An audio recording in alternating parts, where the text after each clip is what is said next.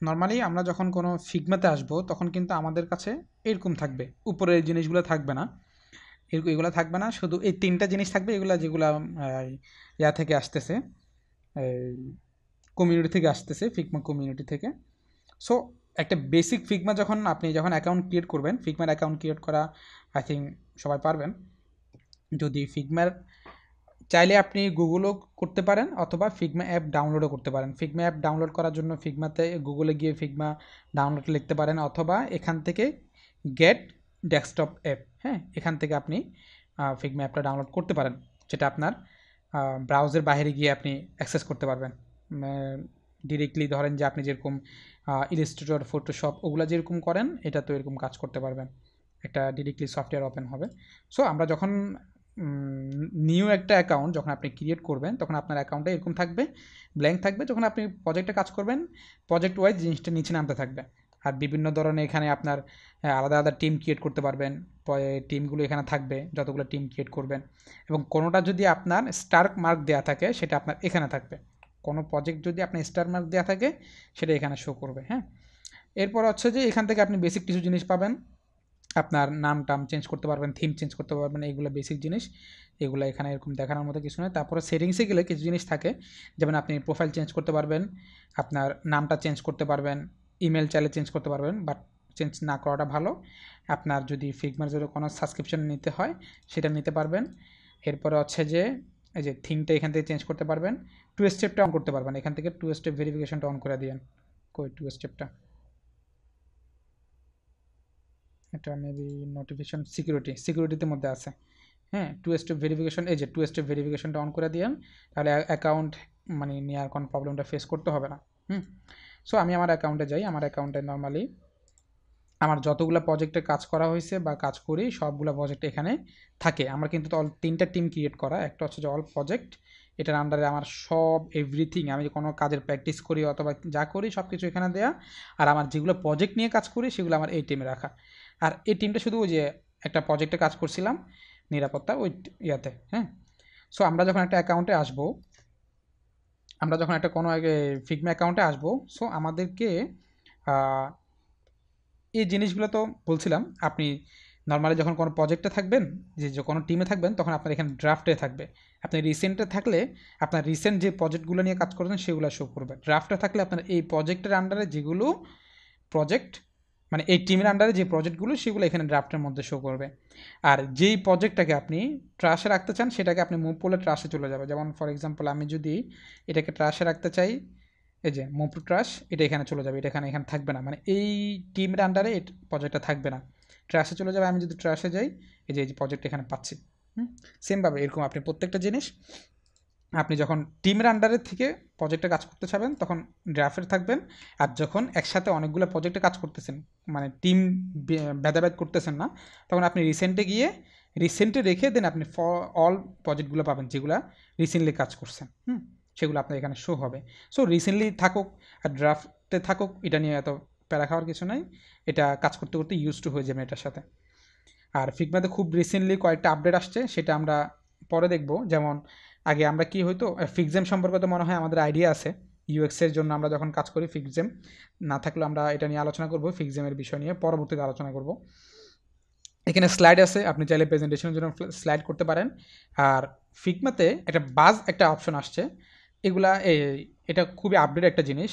এটা নিয়ে আসলে আমরা এই মুহূর্তে এখন যাব না, এটা একটু ডিটেলে একটা জিনিস, এটা নিয়ে আমরা পরবর্তীতে আলোচনা করবো। এখন আমরা ডিজাইন সেকশনটাতে থাকি, এটা থেকে আমরা কাজ করি এবং এটা থেকে আমরা দেখি। সো আমরা যখন কোনো প্রজেক্টে কাজ করতে যাব, সর্বপ্রথম আমাদেরকে দুইটা ভাবে, একটা হচ্ছে যে হয়তো বা কোনো প্রজেক্ট ওপেন করব অথবা কোনো প্রজেক্ট ক্রিয়েট করব। যদি আগে থেকে কাজ করা থাকে ডেস্কটপের ফাইল, তখন ওপেন করব। আর যদি কাজ করতে হয়, তখন সেটা আমরা নিউ ডিজাইন দিয়ে কাজ করব, হ্যাঁ। এই যে আপনি কোনো নতুন প্রজেক্ট ওপেন করবেন, সেটা হচ্ছে নিউ প্রজেক্ট, ক্রিয়েটে যাবেন, ক্রিয়েট থেকে নিউ। অথবা যদি ওপেন করবেন, মানে কোনো ফাইল আগে থেকে করা আছে, সেটা হচ্ছে ইম্পোর্ট করবেন আপনার ডেস্কটপে কোন জায়গাতে আছে সেখান থেকে দেখাই দেন, সে আপনাকে ধরেন যে ফাইলটা, আপনি ওই ফাইলটা ওপেন করবেন, ওটা ওখানে চলে যাবে, দেন ক্লিক করবেন, এটা ওপেন হবে। ওকে, আচ্ছা গেল। ধরেন আমরা একটা প্রজেক্টে ওপেন করলাম, নিউ একটা প্রজেক্ট নিলাম, একদম ব্ল্যাঙ্ক, কিচ্ছু নেই। এই ব্ল্যাঙ্ক একটা প্রজেক্টে আসার পরে এখন ফিগমার আপডেট অনুযায়ী, রিসেন্ট আপডেট অনুযায়ী কিছু জিনিস চেঞ্জ আসছে। এই জিনিসগুলো নিয়ে একটু দেখি। সো আপনি যখন আপনার কাছে এখানে কিন্তু দুইটা সেকশন থাকবে, একটা লেফট, একটা হচ্ছে যে রাইট। আপনার রাইটের জিনিসগুলো আমরা একটু পরে আসি, রাইটের জিনিসগুলো খুবই ইম্পর্ট্যান্ট। রাইটের আগে লেফটের জিনিসগুলো একটু বুঝি। এখান থেকে আপনি নাম চেঞ্জ করতে পারবেন। আবার এখান থেকে এই যে এখানে যে একটা অ্যারো আছে, এই অ্যারোটা থেকে আপনি হিস্ট্রি দেখতে পারবেন। এই প্রজেক্টটা কতবার আপডেট করা হয়েছে। অনেক ক্ষেত্রে আমরা টিম ভিত্তিক কাজ করি, হ্যাঁ, টিমে যখন কাজ করি এই প্রজেক্টটাতে লাস্ট কোন মেম্বারটা কাজ করছে ওই হিস্ট্রিটা আমরা এখান থেকে দেখতে পারবো। এই যে শো ভার্সন হিস্ট্রি, এখানে হিস্ট্রিটা থাকে, কে কাজ করছে না করছে, কতটুকু করছে, অথবা লাস্ট আপডেটটা আমি কাজ করছিলাম কয় তারিখে। অনেক ক্ষেত্রে হয় আমরা যখন ক্লায়েন্টকে রিভিশন দেই, এই রিভিশনগুলোকে আমরা ডেট ওয়াইজ রাখতে হয়, ডেট ওয়াইজ মনে রাখতে হয়। তখন সেক্ষেত্রে আমরা এগুলো তো মনে রাখতে পারি না। এগুলো ফিগমাই আমাদেরকে বলে দেয় যে আমরা এই ডেটের ক্লায়েন্টকে আমরা লাস্ট আপডেটটা দিয়েছিলাম, এই জন্য হিস্ট্রিটা লাগে আমাদের, লাস্ট আপডেটেড হিস্ট্রিটা লাগে। এটা কীভাবে কাজ করে আমি একটু একটা রিয়েল প্রজেক্টে গিয়ে দেখাই। যেমন ধরেন এই প্রজেক্টটা, হ্যাঁ, এই প্রজেক্টের আমি হিস্ট্রিতে যদি যাই, এই যে হিস্ট্রি এখানে শো হবে টোটাল, এই হিস্ট্রি কত তারিখে কাজ করছি এ টু জেড সব এখানে দেখাবে। লাস্ট আপডেটটা কয় তারিখে করছিলাম আমি, 26শে জুন, 26শে জুন 6টা 28 পর্যন্ত লাস্ট আপডেটটা। সো আপনি যখন আপডেটটা করবেন সেটা এখান থেকে হিস্ট্রিতে শো হবে। ঠিক আছে, এরপর হচ্ছে পাবলিশ। আপনি যখন কোনো প্রজেক্ট পাবলিশ করতে যাবেন, মানে ধরেন যে আপনার কাছে একটা ডিজাইন সিস্টেম আছে, হ্যাঁ, ওই ডিজাইন সিস্টেমটা আপনি পাবলিশ করবেন। পাবলিশ বলতে আপনার লাইব্রেরিতে। তখন পাবলিশ করার জন্য আপনাকে অবশ্যই সাবস্ক্রিপশন থাকতে হবে, প্রিমিয়াম সাবস্ক্রিপশন। প্রিমিয়াম সাবস্ক্রিপশন ছাড়া আপনাকে লাইব্রেরিটা পাবলিশ করতে দিবে না লাইব্রেরিতে। এটা নিয়ে আমরা তাহলে এত ডিটেলসে যাওয়ার কিছু নেই। তারপর হচ্ছে এক্সপোর্ট। আপনি যদি এক্সপোর্ট করতে চান সেটা এখান থেকে এক্সপোর্ট করতে পারবেন। এরপর হচ্ছে যে আপনি এটাকে যদি স্টার্ট করতে চান, মানে স্টার মার্কে রাখতে চান, যেটা আমাদের নর্মালি আমরা বুঝি ফেভারিট হিসাবে, ই কমার্সের ভাষায় যেটাকে আমরা ফেভারিট হিসাবে বলি।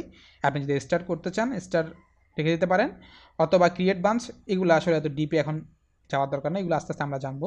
তারপর প্রজেক্টের রিনেম, ডুপ্লিকেট, মুভ ফাইল, আপনি কোন প্রজেক্টে রাখতে চাচ্ছেন, মুভ টু ট্রাস্ট, এটা আপনি ওখান থেকে করতে পারবেন। এগুলো আপাতত দরকার নেই। আমাদের যে জিনিসটা মূল ইম্পর্টেন্ট সেটা হচ্ছে যে এখান থেকে আপনি হিস্ট্রিটা দেখতে পারতেছেন, তারপরে আপনি এক্সপোর্ট করতে পারতেছেন।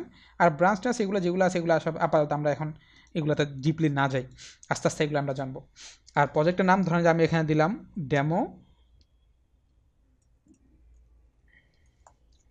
প্রজেক্ট, ওকে, দেন একটা নাম দিলাম। এরপরে আমরা যদি এখানে যদি আসি, এখানে লেয়ার সেকশন, এখানে লেয়ারের নিচে যদি আসি আমাদের এই যে আপনার এখন হয়তো বা এই যে সরি এখানে হিস্ট্রিটা ওপেন করা ছিল এই জন্য এই জিনিসটা আসে নাই। আপনি যখন নিচে আসবেন তখন আপনার ফাইল থাকবে, অ্যাসেট থাকবে। অ্যাসেটটা কী জিনিস, আপনি যখন কোনো কম্পোনেন্ট ক্রিয়েট করবেন, ডিজাইন সিস্টেম বলেন, বা আপনার এখান থেকে যখন কোনো অটো লেআউট করে এগুলোকে কম্পোনেন্ট করে রাখবেন, কোনো কার্ড অথবা কোনো বাটন, কোনো সিটিএ, এগুলোকে তখন এই জিনিসগুলো অ্যাসেটের মধ্যে থাকবে। ফর এক্সাম্পল আমি একটা এক্সাম্পল দিচ্ছি, আমার লাইভ একটা প্রজেক্টে গিয়ে আমি আপনার এক্সাম্পল দিই। এখান থেকে হিস্ট্রিটা রিমুভ করি, যেমন আমি অ্যাসেটে যাই, অ্যাসেটে গেলে আমার যে কম্পোনেন্টগুলো আছে, আমি এগুলো এখান থেকে দেখতে পারবো। এই যে ধরেন আমার এটা একটা স্টাইল, মানে এটা একটা কম্পোনেন্ট। এখানে একটা জিনিস দেখাই, আমি আগে একটু এখানে যাই। দেখেন আমার এখানে কিন্তু অনেকগুলো ফাইল পেজ ক্রিয়েট করা আছে, অনেকগুলো page, desktop version, responsive, style guide, archive. তো প্রত্যেকটা জিনিস কিন্তু আপনি আলাদা আলাদাভাবে যতগুলো পেজ করবেন ততগুলোর ভিতরে নাম ক্রিয়েট করতে পারবেন। তো আমার যেই অ্যাসেটগুলো আছে এই অ্যাসেটগুলো কোথায়, আমি স্টাইল গাইডে রাখছি। এখান থেকে প্রথমে পেজ শো করবে, পেজ থেকে স্টাইল গাইডটা শো করবে।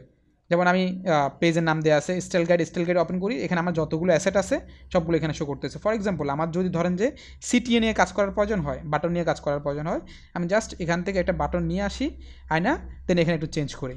ধরেন যে আমার এখানে বুকার টেবিলের পরিবর্তে আমি দিব হচ্ছে যে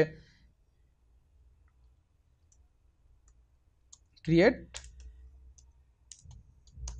অ্যান অ্যাকাউন্ট, ওকে। জাস্ট আমি একটা সরি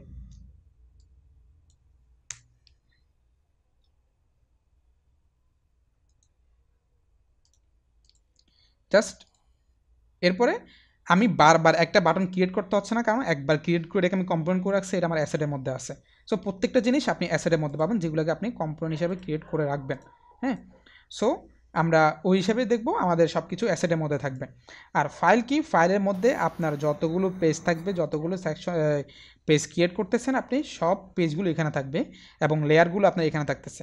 আপনি চাইলে মাল্টিপল পেজ নিতে পারেন, কারণ আমরা যখন কাজ করি একই পেজের ভিতর কাজ করতে গেলে অনেক সময় হিজিবিজি হয়ে যায়, নিজেরা অনেক ক্ষেত্রে কনফিউজিং লাগে বা এলোমেলো লাগে। তখন আমরা কী করি, পেজ ক্রিয়েট করে আলাদা আলাদা করে প্রত্যেকটা জিনিসকে রেখে দিই। যেমন আমি এটা থেকে দেখাই, যেমন আমার ডেস্কটপ ভার্সনের জন্য যে ফাইলটা সেটা আমার এই পেজে রাখা রেসপন্সিভ, ডেস্কটপ ভার্সনের রেসপন্সিভটা আমার এই পেজে, স্টাইল গাইডটা এই পেজে, আর্কাইভ অনেকগুলো ডিজাইন নিয়ে তো কাজ করি। সো যেটা আমার পছন্দ হবে না বা যেটা ক্লায়েন্টের পছন্দ করবে না সেটা আমি আর্কাইভে রেখে দিব। প্রত্যেকটা আইকন, তারপর হচ্ছে প্রোটোটাইপিং, এরপর হচ্ছে প্রেজেন্টেশন, আইডিয়াস, সব কিছুকে আলাদা আলাদা পেজে করে আমি প্রেজেন্ট করে রেখে দেবো। তো এই জিনিসগুলো আমি এখান থেকে করতে পারি। পেজের ভিতরে প্লাস আইকন আছে এখানে, পেজের পাশে প্লাসে যত ক্লিক করব তত পেজ ওপেন করতে পারবো। হ্যাঁ, এখানে একটা জিনিস মাথায় রাখবেন, আপনি এখন আনলিমিটেড পেজ ওপেন করতে পারবেন, কারণ আপনি এই ফাইলে আপনি একা এখন পর্যন্ত। যখন আপনি এই ফাইলটা কোনো পার্সনের সাথে শেয়ার করবেন, তখন যখন আপনি ফ্রিতে ফিগমা ইউজ করবেন, তখন কিন্তু আপনাকে 3টা পেজের বেশি ওপেন করতে দিবে না। আপনার প্রিমিয়াম সাবস্ক্রিপশন নিলে তখন আপনাকে 3টার বেশি টিম নিয়ে কাজ করতে পারবেন। তো এক্ষেত্রে কী করা হয়, আমি আরেকটু রিপিট করি এটা। আপনি যখন ফ্রিতে কাজ করবেন, ফ্রিতে ফিগমাতে কাজ করবেন, তখন আপনি আনলিমিটেড পেজ ক্রিয়েট করতে পারবেন যখন একা কাজ করবেন। আর যখন আপনি টিম নিয়ে কাজ করতে যাচ্ছেন, তখন কিন্তু আপনাকে 3টা পেজের বেশি দিবে না ফিগমা, কারণ তখন সেক্ষেত্রে আপনাকে বলবে 3টা পেজ থেকে বেশি ক্রিয়েট করতে গেলে তখন আপনাকে বলবে যে আপনি প্রিমিয়াম সাবস্ক্রিপশন নিতে হবে। তো এই জন্য কী করতে হবে আপনাকে, তখন আপনি যদি টিমে একান্তই কাজ করার প্রয়োজন হয় মাল্টিপল পেজ নিয়ে, তখন সেক্ষেত্রে আপনি আগে পেজ নিয়ে নেবেন। ফর এক্সাম্পল আপনার 10টা পেজ লাগবে, আগে 10টা পেজ ক্রিয়েট করে ফেলেন, তারপর টিম মেম্বারের সাথে ফাইল শেয়ার করেন।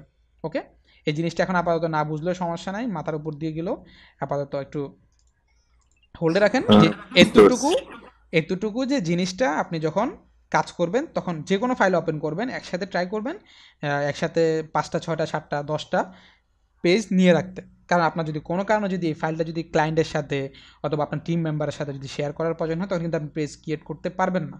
আপনি পেজ নিয়ে রেখে দিবেন, আপনি ধরেন যে আপনি 10টা পেজ নিলেন, রেখে দিলেন, নো প্রবলেম, আপনি এই সেকশনটাকে ব্রোডে রাখেন, আপনার 3টা পেজ শো করবে আর বাকিগুলো শো করবে না। যখন আপনার বাকি পেজ শো করার প্রয়োজন হবে, তখন আপনি এখান থেকে সেকশনগুলোকে নিচে না, এই সেকশনটাকে লেয়ার সেকশনটাকে নিচে নামাই দিবেন, ব্যাস। ওকে, তাহলে আচ্ছা পেজ, ভাই, জি ভাই অ্যাসেট যেটা দেখাইলেন, তো অ্যাসেটের ভিতরে গেলে যে আমরা সাপোজ একটা ট্যাব নিলাম, ওটা ভিতর থেকে এনে বাইরে দেখালেন, তো ওটা আসলে ইনপুট করছেন কিভাবে? ওটা তো ইনপুট করা লাগছে না?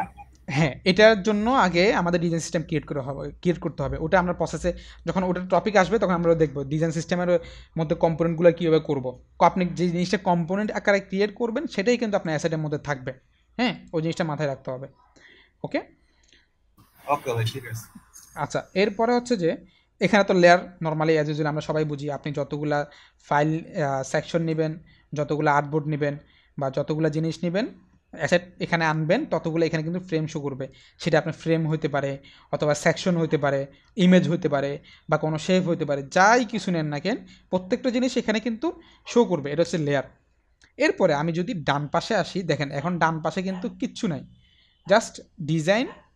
আপনার পেজ কালার কিন্তু মানে আপনার এই কালারটা চেঞ্জ হবে, আপনি এখান থেকে চাইলে কালারটা চেঞ্জ করতে পারবেন, আপনি নিজের মতো করে কালার রাখতে পারেন।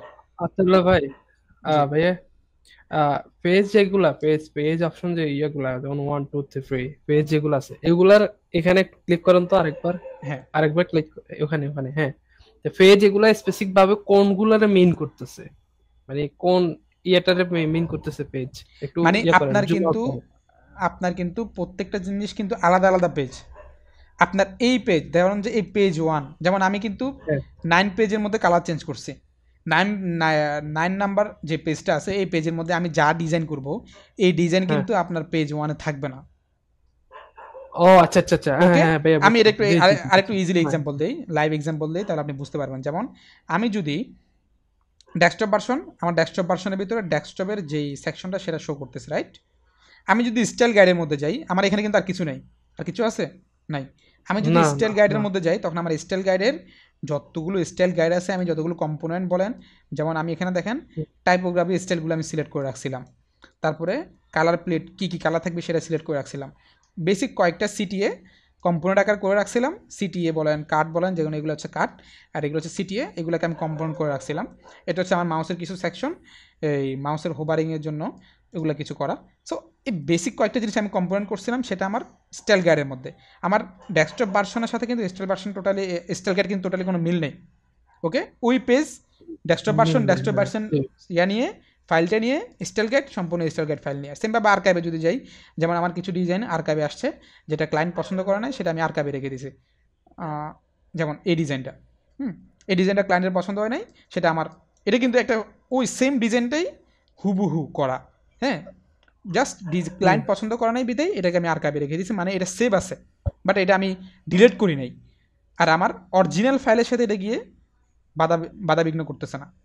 তাহলে ক্লায়েন্টও যদি কোনো কারণে প্রয়োজন হয় যে আমরা আগের ডিজাইনটা দেখি, তখন সে আর্কাইভে গিয়ে দেখতে পারবে। আমারও যদি প্রয়োজন হয় কোনো ক্ষেত্রে যে আগের ডিজাইনের ওই সেকশনটা ভালো ছিল, ওখানের ইউএক্স এর হিসাব থেকে ওই সেকশনটা ভালো, তাহলে আমি আর্কাইভ থেকে ওই ফাইলটা নিয়ে আবার কাজ করতে পারবো। তাহলে আমার এই ফাইল, যে ফাইলের অ্যাকচুয়াল ফাইল, আমি ওটাতে আবার কোনো প্রবলেম হচ্ছে না। ওকে ভাইয়া, এটা ওয়ান কাইন্ড অফ ট্যাবের মতন কাজ করতেছে আর কি, মানে আমার থেকে মনে হচ্ছে। এক্স্যাক্টলি ওটাই গেল। এরপর হচ্ছে যে আমি যখন রাইট প্যানেলে আসতেছি, সেখানে আমার ধরেন যে আমি যখন এখানে কিন্তু প্রত্যেকটা জিনিস, এটা যেরকম ফাইলের মধ্যে থাকা অবস্থায় পেজগুলো শো করতেছে, অ্যাসেটের মধ্যে গেলে এটা আবার আলাদা একটা সেকশন, আপনার অ্যাসেটগুলো এখানে শো করতেছে। সেমভাবে আপনি যখন ডিজাইনে থাকবেন, তখন আপনার ডিজাইনের যে সেকশনগুলো, আপনার ডিজাইনের যে সাইট বলেন, সেগুলো আপনার এখানে শো করবে। আর যখন প্রোটোটাইপে যাবেন, তখন এটা আলাদা সেকশন। প্রোটোটাইপ নিয়ে আমরা একটু পরে বলবো, প্রোটোটাইপ নিয়ে এখানে আমরা কথা এখন টোটালি বলবো না। আমরা যখন প্রোটোটাইপের সময় আসবে, তখন আমরা প্রোটোটাইপ নিয়ে কথা বলবো। আপাতত আমরা ডিজাইন থাকি। এটা আর বলেন না, প্রোটোটাইপ পরে পরে ভাই, এখন আর এটা বললেন না। আচ্ছা, আমরা যখন পেজে থাকবো, আপনি প্রত্যেকটা পেজে চাইলে আলাদা করে কালার চেঞ্জ করতে পারবেন।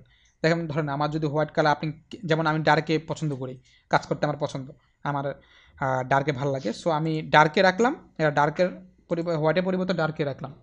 যেমন আমি ডার্কে পছন্দ করি, এই জন্য আমি ডার্ক মোড করে রাখি। এখন কেউ যদি চায় তার হোয়াইটে পছন্দ, সে হোয়াইট করে কাজ করতে পারবে পুরা পেজটাকে।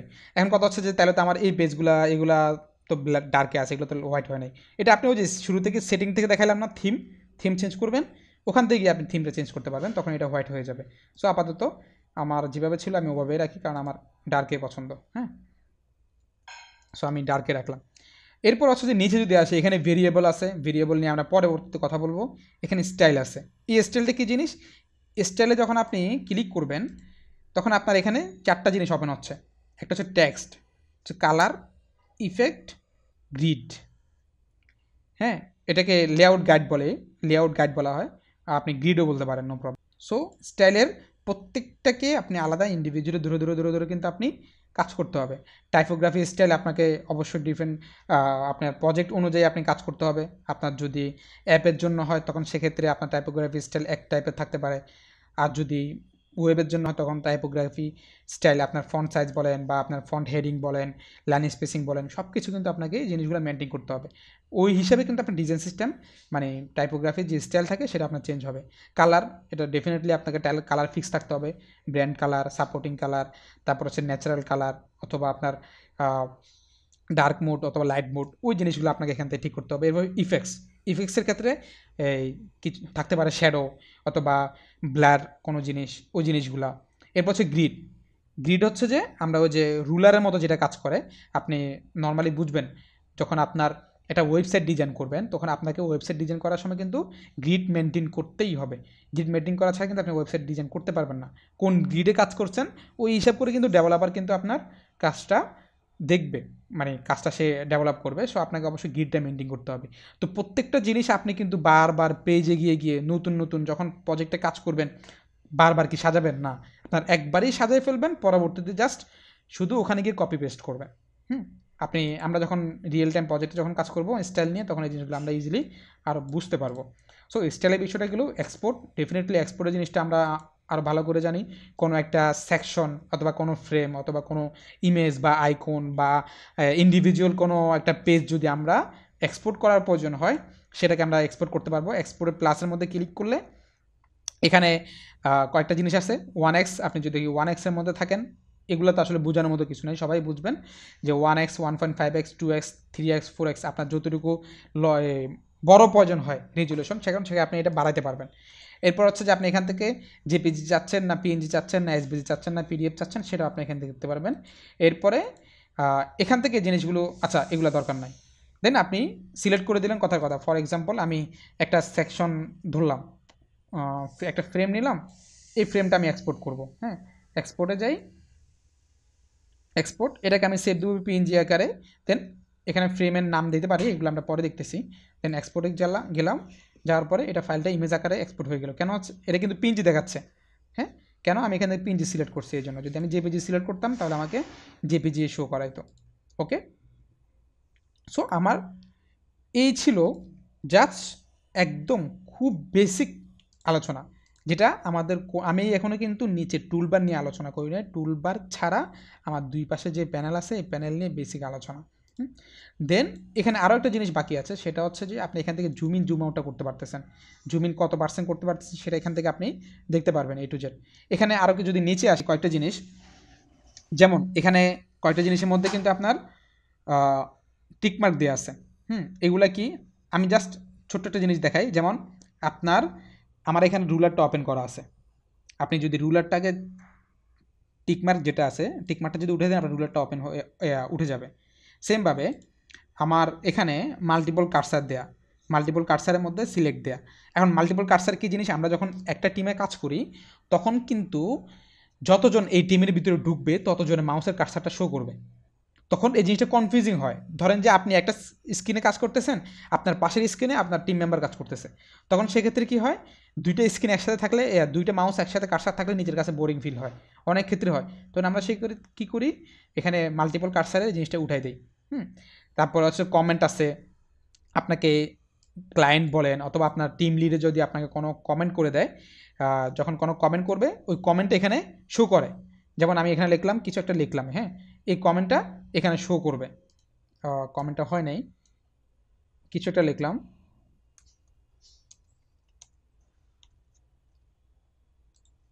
বাস আপনার এই যে এখানটা কমেন্টটা শো করতেছে।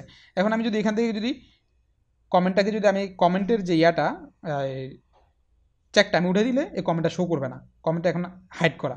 বাট আমার দরকার হচ্ছে যে কমেন্টটা দেখা দরকার, বাস আমি কমেন্টটাকে অন করে দিলাম, বাস এই জিনিসগুলো আমি দেখতে পারতেছি। কমেন্টটাকে আমি ডিলিট করে দিই এখান থেকে, ডিলিট। ওকে, তাহলে আমি জুম ইন জুম আউটটা এখান থেকে করতে পারবো, চাইলে মাউসের কার্সার দূরে করতে পারি। জুম ইন জুম আউটটা এই যে এখানে দেখা যাচ্ছে কত পার্সেন্ট করতেছি, এখানে কোনো সেকশন নাই বিদায় জিনিসটা শো হচ্ছে না। বাদ বাকি আপনি চাইলে জুম ইন জুম আউটটা এখান থেকে করতে পারবেন মাউসের মাধ্যমে, মাউসের কার্সার থেকে। আমি একটু শেষ করি দেন তারপরে দেখতেছি। এরপরে হচ্ছে যে এখান থেকে আপনি শেয়ার করতে পারবেন এই ফাইলটা, আপনি মেল দিয়ে করতে পারবেন অথবা ইনভাইটও করতে পারেন। হ্যাঁ, এরপরে আপনি যখন ফাইলটা ক্রিয়েট করবেন সো আপনার এখানে ওনার হিসাবে শো করবে, আর বাকিদেরকে আপনি যদি এডিটর ফাইল অ্যাক্সেস দেন তখন যেন কথা আমি যদি একটা ফাইলকে অ্যাক্সেস দিলাম, একে আমি দুইটা ভার্সনে অ্যাক্সেস দিতে পারি, একটা হচ্ছে ক্যান ভিউ, একটা হচ্ছে ক্যান এডিট। এডিট দিলে সে এডিট করতে পারবে, ভিউ দিলে সে শুধু দেখতে পারবে। আমরা নর্মালি ক্লায়েন্টদেরকে ক্যান ভিউ দিয়ে রাখি, কারণ তাকে যদি আমি এডিটের অ্যাক্সেস দিই সে আমার ডিজাইন চেঞ্জ করে ফেলবে, সে নিজেও বুঝবে না সে কী করতেছে। এই জন্য আমরা ক্লায়েন্টকে ক্যান ভিউ দিয়ে রাখি, ক্যান এডিটটা দিই না। তখন আমাদের টিম মেম্বার প্রয়োজন হয় তখন আমরা ক্যান এডিট দিয়ে কাজ করি। ওকে, তাহলে আমরা এখান থেকে শেয়ার এই প্রজেক্টটা অথবা এই ফাইলটা আমরা শেয়ার দিতে পারবো। আর এখানে যেটা আছে প্রোটোটাইপ নিয়ে এটা যে প্লের একটা আইকন দেয়া সেটা প্রোটোটাইপের সাথে সম্পৃক্ত। এটা প্রোটোটাইপ যখন আসবে তখন এটা আমরা জানবো। এরপরে এখানে হচ্ছে যে আপনার প্রোফাইল, আপনি চাইলে কথা বলতে পারবেন, এগুলো প্রিমিয়াম যখন সাবস্ক্রিপশন থাকে তখন এই জিনিসটা ইজি হয়। সো আমি টুলবার নিয়ে এখন কোনো আলোচনা করব না, নেক্সট ক্লাসে আমরা টুলবার নিয়ে আলোচনা করব। এই ছিল আমাদের আজকের বেসিক কিছু জিনিস, ফাইল ওপেন থেকে নিয়ে ফাইলের পেজ ক্রিয়েট করা, অ্যাসেট কীভাবে কাজ করে অ্যাসেটের বিষয়, ফাইল নেম ক্রিয়েট করা, আর আমাদের রাইট প্যানেলের মধ্যে কালার চেঞ্জ করা, স্টাইল গাইড, এক্সপোর্ট, এই জিনিসগুলো নিয়ে আমরা আলোচনা করছি।